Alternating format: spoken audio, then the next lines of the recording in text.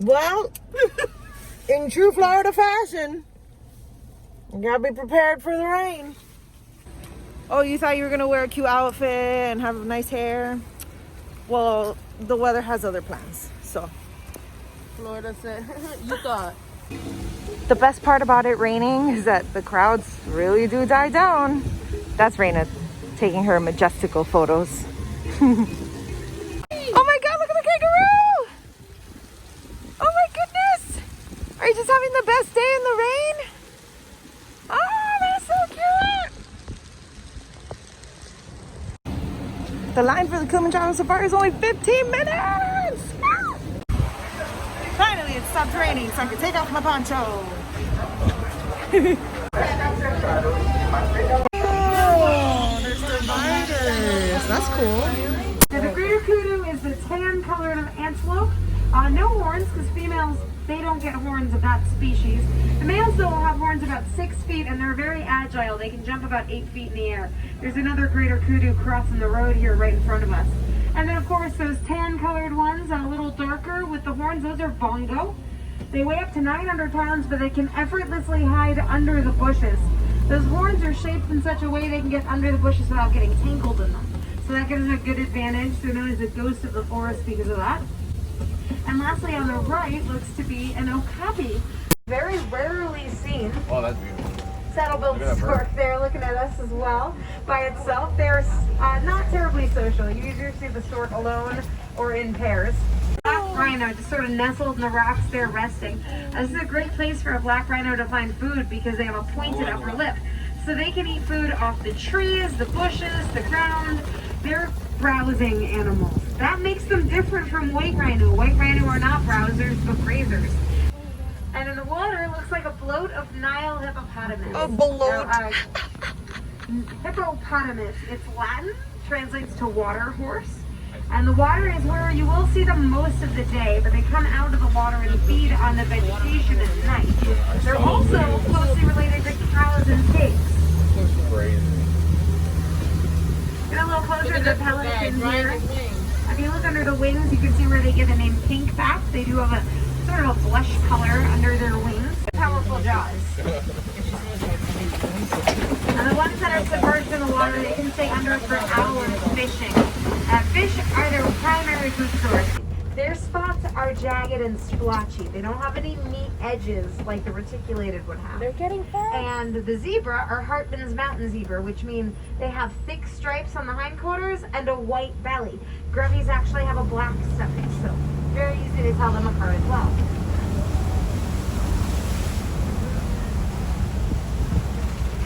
Something the zebra and giraffe have in common is that their babies are very, very large. Baby giraffe is about 6 feet tall at birth. A baby zebra is born with almost fully grown legs, so they can protect themselves right away. On the left-hand side here in the den are some painted dogs, which also have a spot pattern as unique as a fingerprint. So they can tell each other apart from great distances, and when they're hunting in their packs together, that's very advantageous. They communicate with one another, not by barking or howling. They actually make a high-pitched squeaking sound to communicate. Now you see some sable antelope out on the left. That looks like 4 of them all facing out in different directions.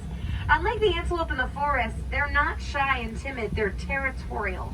They'll fight off any threat. So they don't have a flight response to danger. They have a fight response. And they'll use those horns successfully to fight off threats, or even with each other, they can do something called the dominance display, where they butt horns together to determine who's stronger. That's something that male giraffes do too, but instead of hitting their heads together, they sort of squat at each other with their heads in a display called necking.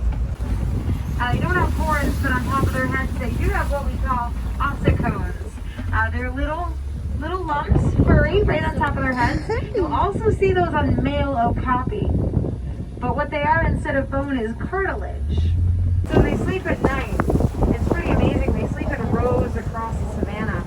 That gives them the safety in numbers. They are incredibly athletic, which is why a lot of sports teams in Africa use them as mascots, name their teams after them.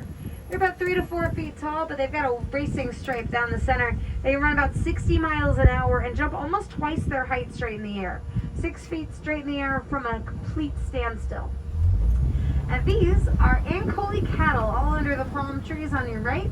Those horns are about 6 feet across, but they look heavier than they are. Back and forth, and it pushes blood into the ears, which helps cool them down by as much as 15 degrees. So it's a very effective way to stay cool. But their skin is a lot more sensitive than it looks, and so is their hearing. Those big ears can hear things from far away. And when you think of their vocalization, you probably think of a trumpeting noise, but they also make infrasonic sounds to communicate with each other, especially when it comes to bees. They're afraid of bees and make a warning call, an infrasonic. Looks like there's some elephants over here.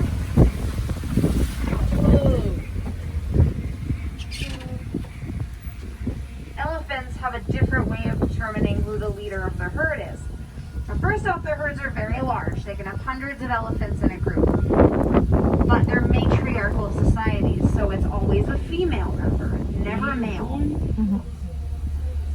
Now, elephants have a good memory, so for them, it's the oldest member that leads.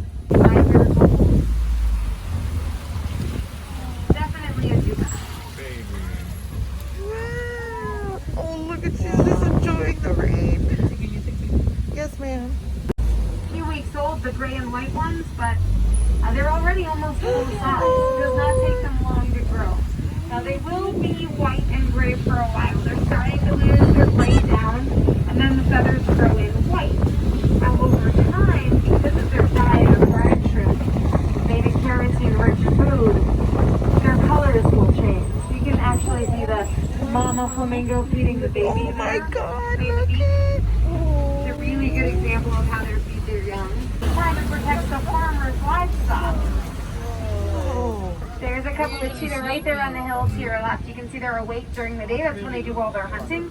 And they have great eyesight, dark circles around their eyes, so they can see those Kangal ducks and Antillian shepherds from far away and know to avoid those areas, keeping them much, much safer. That project was called Dog Saving Cats, if you want to learn more about it. Now there's another cheetah in the corner. This one's a little tricky to see. You can see how those spots just blend right in with their surroundings in the savannah.